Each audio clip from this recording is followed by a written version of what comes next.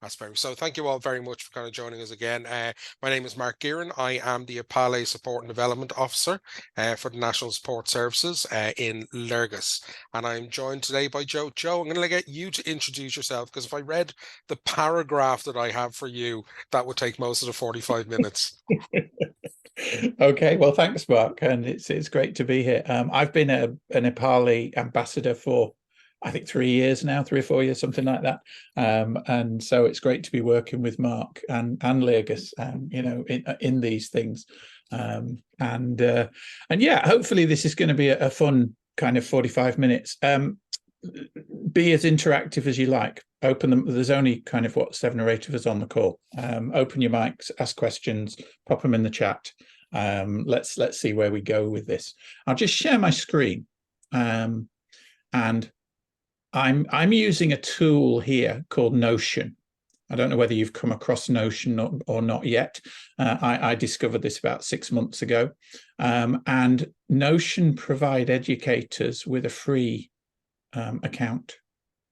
Okay, so if you haven't discovered Notion yet, as an educator, I would recommend that you have a look at it. You can kind of email them and say you're an educator, and they'll set you up with a free account and stuff like that. One of the nice things is that it's a great note-taking application. So I've put in the notes for the session here, and we're not going to get through all this stuff, but this little kind of page I can share and I can publish. So I've published this, and it's now a live web page. So if I copy the web link and I stick that into the chat, and Mark will also send this link afterwards to everybody. Yep. But if you click on that link in the chat now, that will open up the web page, and all the links for everything that I'm going to just about show you are on that web page, and you can click on that and see this web page then on the web, and click on all the links and stuff like that. Okay, so it makes it very easy to share the information. And if I update this at any point, it'll automatically update the web page with the new material and stuff like that. Why have they dragged me out to talk to you about AI? I'm an ex-computer programmer way back, and did a kind of tour in the multinationals for 20 years. I ran 3,000 people for GE, and I was one of their global tech leads. Then I came to Ireland, plugged in by doing the MBA up at Smurfit, the graduate business school, and wrote them a master's program in project management. So I've taught at Smurfit at the university there as a professor for about 20 years. But tech is kind of something I love going back to. And when AI exploded at the end of last year with the release of ChatGPT, I kind of jumped in. So I've written a couple of books this year around tech in education, AI in education. So innovative teaching with AI is the one on the right, and applying artificial intelligence to close the accessibility gap. So about accessibility and UDL and AI. I brought this one out this month. So I've also got a newsletter. So there's a newsletter on LinkedIn. If you click on that, you can subscribe. It's about once a week. I'm putting a newsletter out of just the things that are happening in the space that might be of interest to educators. So it's just a nice bite-sized 5-10 minute digest for people. So if you're interested, just sign up to the newsletter, and you'll get those as they come out. Well, Joe, I'm going to throw in a quick question there to just, as you said, this is moving quite fast. You're saying you're using this program, and it's just, been in the last 6 months. This all seems to be very new and moving very quickly. Yeah. But we've been engaging with AI for probably longer than people would think. Yes. But the launch of ChatGPT kind of has made it more, but given it more of a public face. But it's something we've been engaging with for quite a while. Yeah, IBM released the first AI, earliest incarnation of their what's now Watson program in 1956. So that's 7 years before I was born, and I'm 60 this year. So this is it's been around a while, but I think the big companies have been using AI, and it's been tying up supercomputers and stuff like that in the background. But I think ChatGPT being released at the end of November has suddenly brought it onto the stage of normal people with normal computers can now leverage this stuff in a way that we've never been able to before. And it's changing the game on how we can access and structure information very, very quickly. It's also fantastic from an equality and inclusion point of view. Now, I know there are challenges. There are digital challenges. Not everybody has full access, to the internet and good computers and all the rest of it. But if you have got a computer or a device that is internet capable now, you can access AI technology for free. There's always going to be something of a paid, unpaid divide, and you're always going to be able to access more powerful stuff if you can pay. And we can't change that. But there's plenty of free stuff out there which allows, people from any social background and any geographical location to access stuff. So hopefully, I'm just going to show you a few bits and pieces, kind of seed some ideas, and point you at a few things. As I say, we've only got 45 minutes, so there's a limit to what we can do. But if there's anything particular that you would like me to either comment on or show, or stick something in the chat or whatever, and then I can see whether we can kind of fold it into the 45 minutes. And if not, you've got all my contact details. I love doing these talks, this kind of stuff.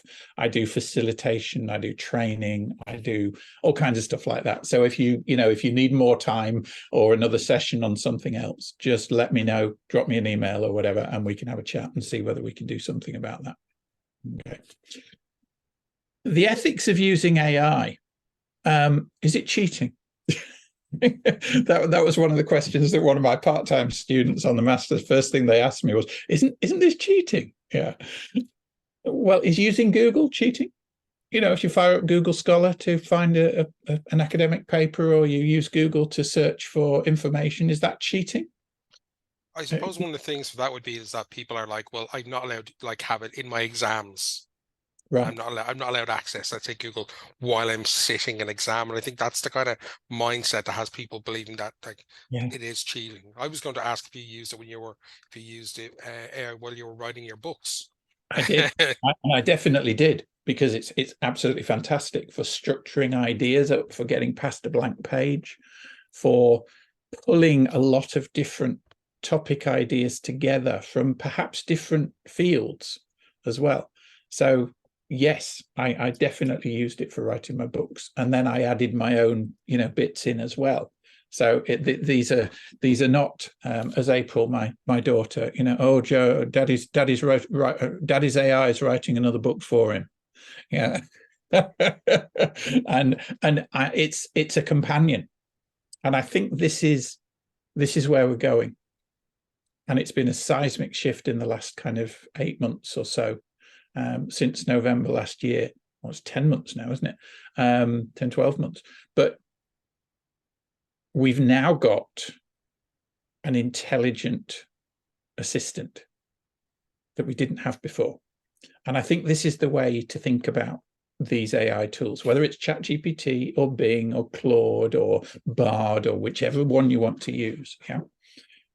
Use them, interact with them as if it was maybe like a college student you've just got in as an intern for 3 months. Yeah. And you ask them to do things. You ask them to go and do a bit of research for you, or pull together a paper or a report or whatever. Well, you wouldn't just give them a one-line kind of statement and go off and do that, would you? You'd give them some background. You'd tell them a little bit about perhaps why you wanted this doing. You might give them some pointers in terms of, I'd like this in a conversational style. It needs to be written in accessible language or inclusive language or stuff like that. So you'd give them lots of bits and pieces of information. And then they would go off and they'd come back with a first draft, and you'd read it and you'd say, yeah, this is great, but I'd like a bit more on that. And this isn't relevant and whatever. And this is the way you get the most out of these AI chatbots is you have a conversation with them. You enter into a dialogue with them, and it's an iterative process of exploration. and building stuff up, and then you'll find a little nugget and you'll take it and you'll fold that into a document, or you'll use that to inform a PowerPoint slide or whatever it is that you want to do. So it becomes, and I mean, Microsoft have kind of used this term, and they're going to build it into Microsoft Office, Copilot. Okay, AI is going to become our Copilot in all kinds of different areas of life. If you've got a Alexa on your desk at home, and she's going to talk to me now because there we are. Alexa, stop. So if you've got an Amazon, then she is getting AI smarts, and we'll have conversations with you very, very soon. And all of the the Google one and stuff have got the same. Even Siri is getting an update. There's loads of these tools that are out there. Okay. Oh, Zita, you've got to go to class. Well, fortunately, we are recording, so I hope you get a chance to catch up on the recording. Really appreciate it. Thanks. No worries, Zita. Cheers. Thanks, Zita. Okay, so I mean, ChatGPT is the one you've all heard about, probably. But there are some other ones that are equally worth having a look at, and all these are linked. Okay, so if I click on this, it'll open it up. It'll open ChatGPT up for us. Yeah, if we go back to Notion, then Claude is another one. Claude is a very interesting AI. Now, at the moment, it's only formally available in the US and Europe. It's not actually available the US and the UK. It's not actually technically available in Europe at the moment.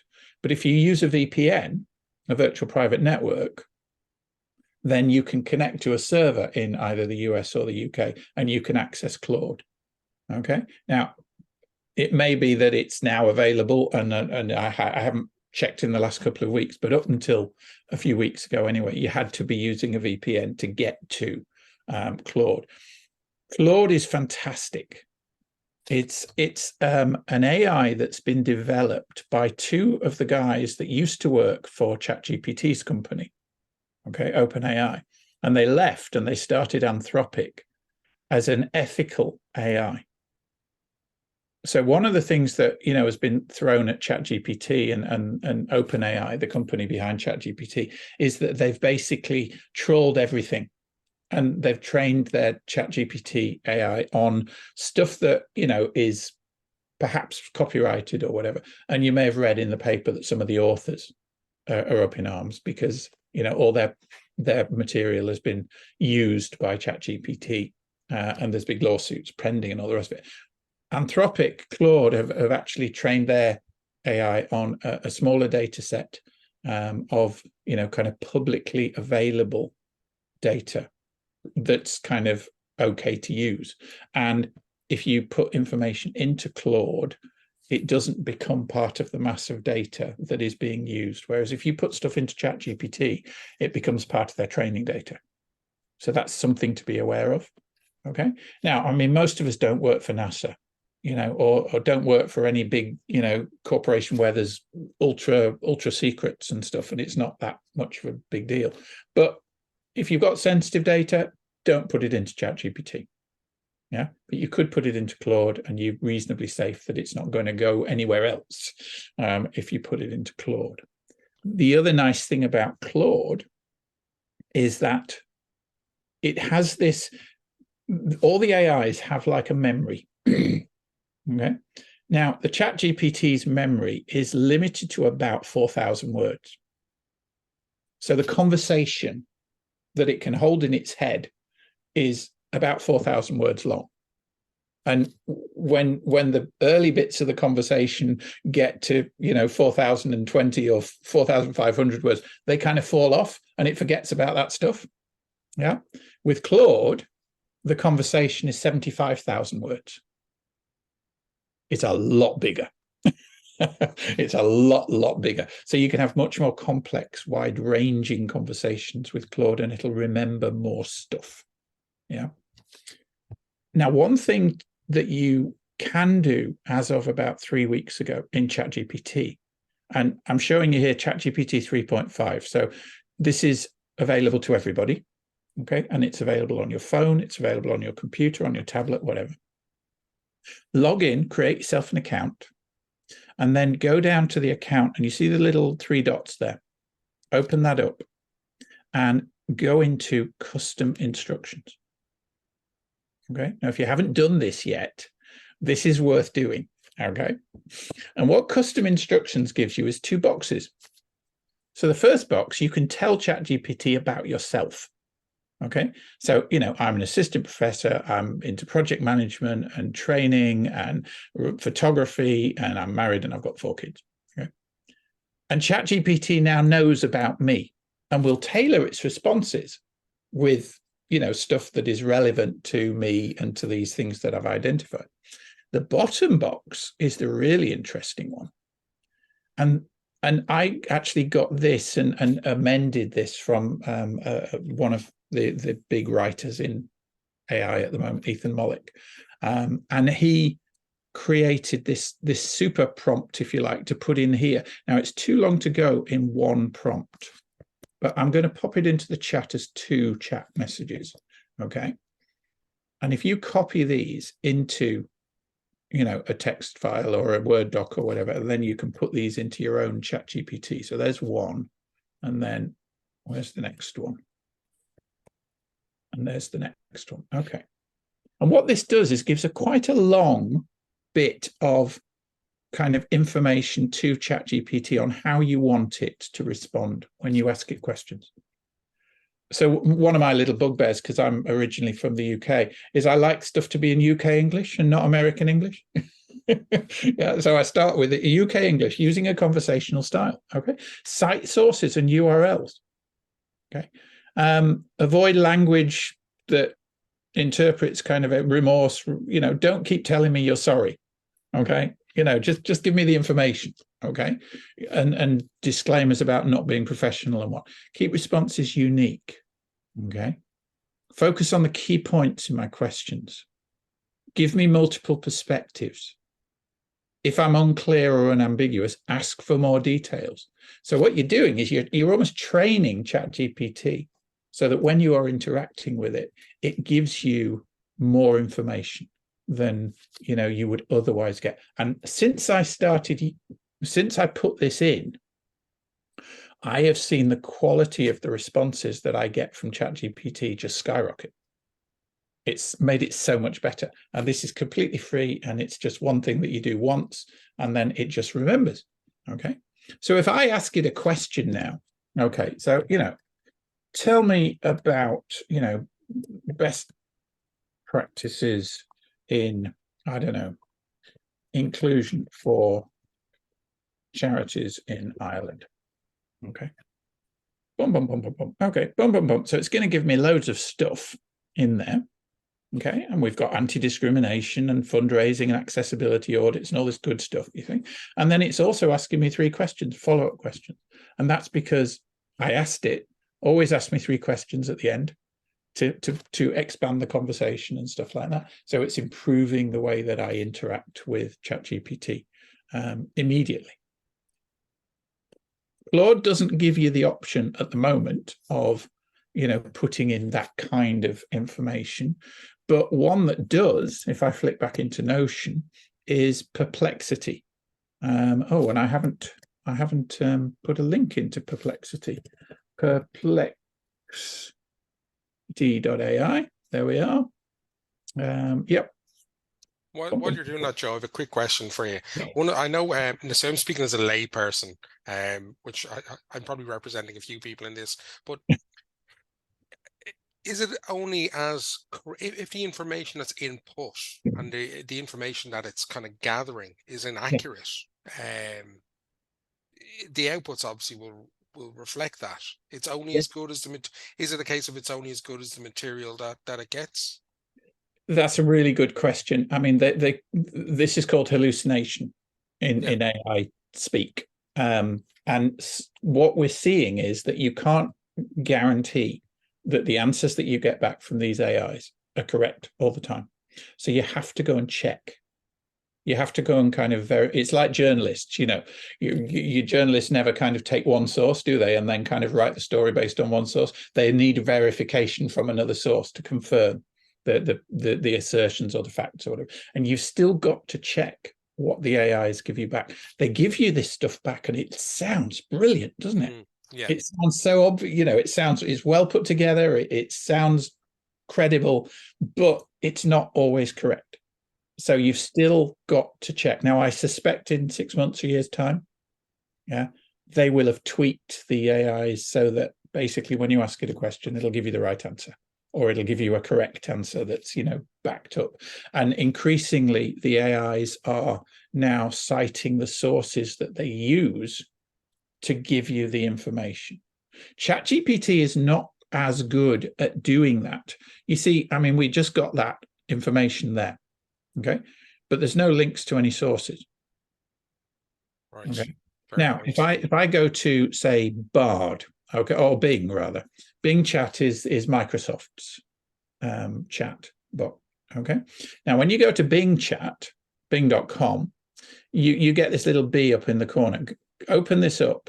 Now, you get these three options, and this goes to your question mark. Okay, so the creative option gives you direct access to ChatGPT 4, which is the most kind of complex of the ChatGPTs. Okay, the balanced and precise just give you ChatGPT 3. But one thing that Bing also gives you, so let me ask Bing the same question that I asked of ChatGPT. Yeah, so what was it? It was best practices for inclusion for Irish charities, wasn't it? I think something like that. Yeah. Right. So this is going off, and it's going to interrogate ChatGPT 4. It's also got access to the web, which ChatGPT 3.5 has only just got access to. So you see now it's searching the web for best practices and stuff like that. But what we should get is we should also get some links. You see there? Yeah. Right. So there's the 5-year charity document from the Department of Culture, and there's the link to it. Okay, so Bing gives you not just answers, and here's another article that provides 10 good practices. Okay, and you see that's a link to an article. If I click on that, okay, then that's opening up that article, and it's a real article, and I can go and I can read this. And we've got engagement and stuff like that. Okay, so Bing is better than ChatGPT if you want sources citing at the moment. Now, that's not to say that next week Bing won't, ChatGPT won't include, sources like Bing does. But at the moment, and they're all changing week to week, month to month at the moment. So one thing's better for one thing, another thing's better for another. And this is why I started the newsletter, because there's so much going on and I'm reading about it all the time. And the newsletter just gives you a few snippets of key information, just so that you can stay roughly on top of what's going on from an education point of view. And I suppose it's within that, it's placed within education at the moment, because obviously what happens in reluctant to use the term the real world, but let's say like in the workplace, in people's everyday lives, education has to exist within the education sphere ahead of that, so people are going out into the world. So with everything changing so fast, do you see it being a long road before we see more of this in regular kind of workplaces? I know 5 years ago, there was a lot of talk of self-driving cars. When you mentioned about hallucination, it threw me back to an article years ago about someone's GPS driving them into a lake, essentially, which is that idea of hallucination. Well, it's not. I remember driving in Kerry. And I was enjoying the scenery driving, and we came around a corner, and the road was going down the slipway into the lake. And Penny said, "Joe, stop!" Like, and I grabbed the anchors on, and we were on the slip road, and I would have driven into the lake, following the pink line. I was, That was no I'm not saying people are perfect either. But how long is that? And there is no real answers. But how long is that road before we start seeing? Because obviously it's been introduced to people in a social way. Yeah, Everyone's applying these filters, they're using it that way, and I think it's very clever to do that in a way that gets it into people's homes. I'm yeah. not saying that in a paranoid kind of way, but it does familiarize people with this idea.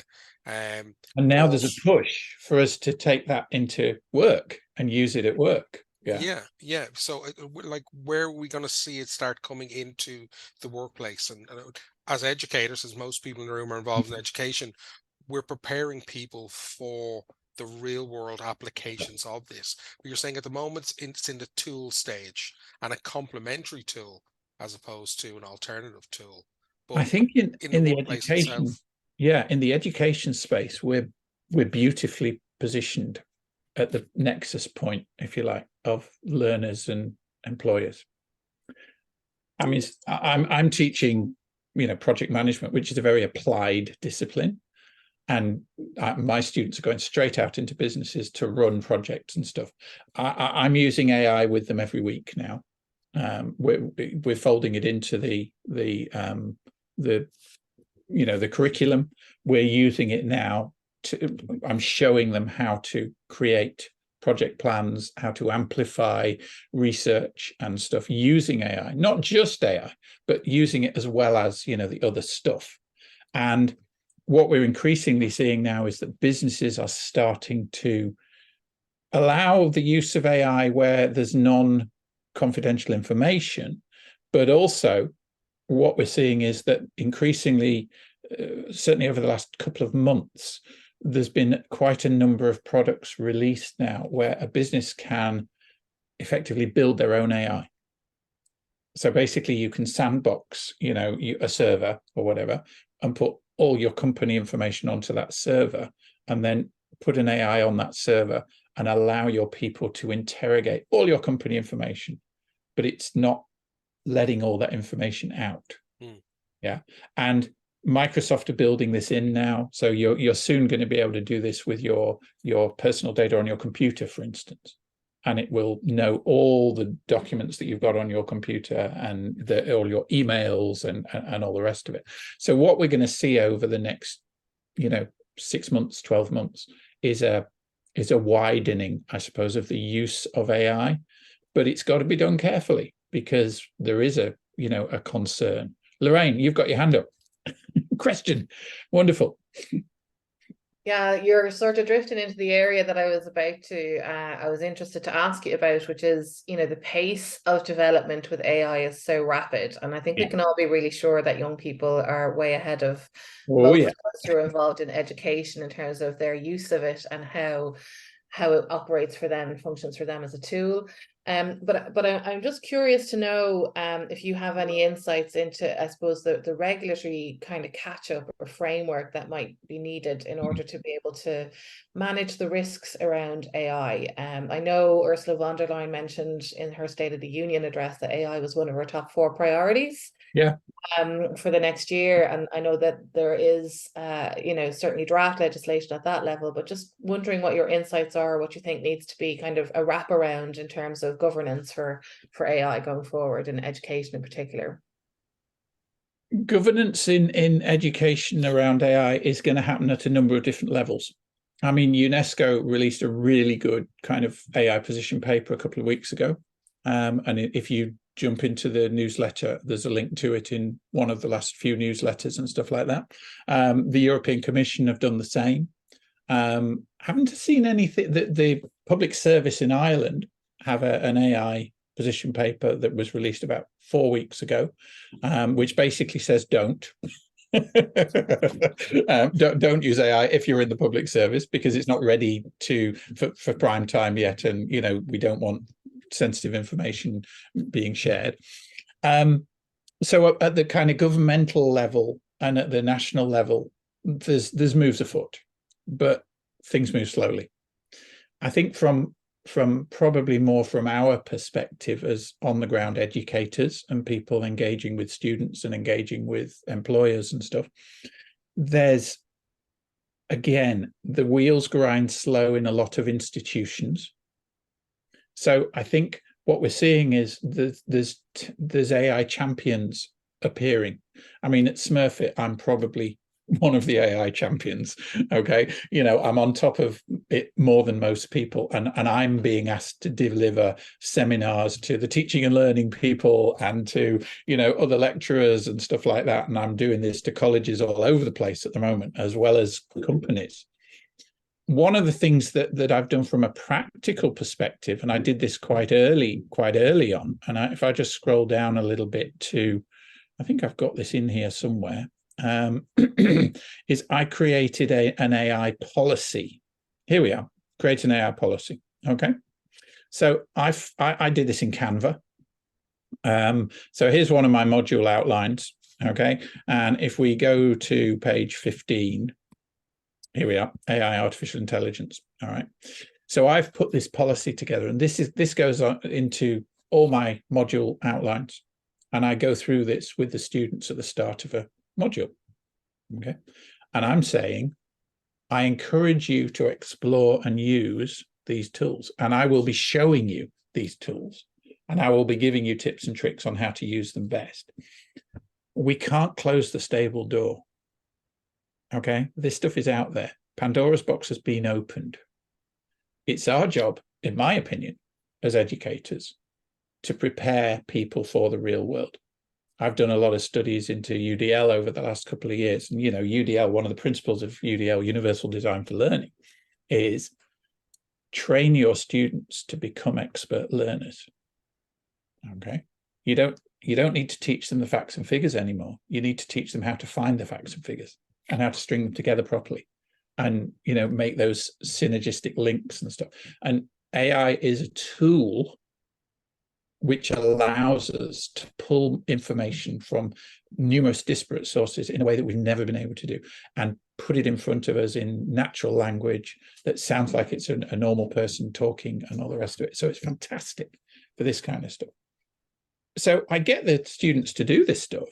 And then, I might give them a prompt and say, right, go off to ChatGPT and Claude and Bing and Bard and run this prompt and see what comes back. And then we'll analyze what comes back. And we'll say, right, is this all true? Yeah. Is this all correct? What's it missing? Yeah. If I'd have asked you to do this rather than ChatGPT, what would you have come up with? Yeah. And start to kind of look at, the benefits and the negatives of using these these AIs and stuff like that. And that really... Oh, I think we've lost your audio there, Joe. Really gets the students thinking about, I'm still here. Now you're still here. Are you back? Yeah. All right. Okay. Apologies. That's right. I don't know why that is. I'm on a wired connection and fiber into the house, so it should be solid. But apologies. So I think training our students in critical thinking around these tools. They're magic. It's like that Arthur C. Clarke quote, isn't it? That any sufficiently advanced technology is indistinguishable from magic. And kind of the first time you see ChatGPT, it's like Harry Potter. It's like magic. But we've got to train our students now to see this as just another tool, and we've got to train them how to use it properly, and what the pluses are and what the minuses are, and how to fold it into normal research and normal delivery of information. But there's no doubt that it dramatically speeds up the production of many kinds of content in a way that we've never had the possibility of before. But you've got to think, we're not going to wait for the national stuff. I think almost on a school level, on a college level, we need to establish some kind of commonality of approach. So I shared this, for instance, with the University Teaching and Learning Committee, and they posted it out to all the staff and said, look, Joe's come up with this. It'll do as a holding pattern until we figured out what we're going to do. Okay, let's have a common approach, if you like. Yeah. So the common approach for now is, let the students use this stuff, let them explore it, encourage them in some best practices, And we'll do some more work behind the scenes and give more information on this as we go forward. Because Lorraine, you're absolutely right. Students are all over this. It's the lecturers that are behind. It's the teachers that are behind trying to catch up. And there's thousands of different AI tools out there now. Every time I do a newsletter, I show you five or six new ones, and I'm not repeating myself each week. It's scary. And I'm sure with that, we're going to see some falling away over time, and it will naturally kind of pare itself down to like the main ones that are going to be used by people. But people are still experimenting with that. But I think, as I said, a lot of the pressure is being applied by putting this into everyone's hands through social media platforms, and that applies the pressure. So we are behind, and we're playing catch up with that. And this is a way of kind of normalizing it. As I said, like Joe, you have the newsletter which is going out. I'm just conscious of the time there at the moment, because I said 45 minutes is nothing for a conversation like this, but the conversation has to happen. So I think we're going to get a mail out to everyone, because there's so much more to go through on this. And people can sign up to the newsletter. I'll send a mail out later on with the recording and with this resource here. But I'm going to open it up to people in the room then. I'm going to actually stop the recording at this point to allow people to kind of turn on their cameras if they want, unmute themselves and ask questions. You good with that, Joe? Yeah, absolutely fine. Yeah, that's fine. I'm just going to stop the recording there.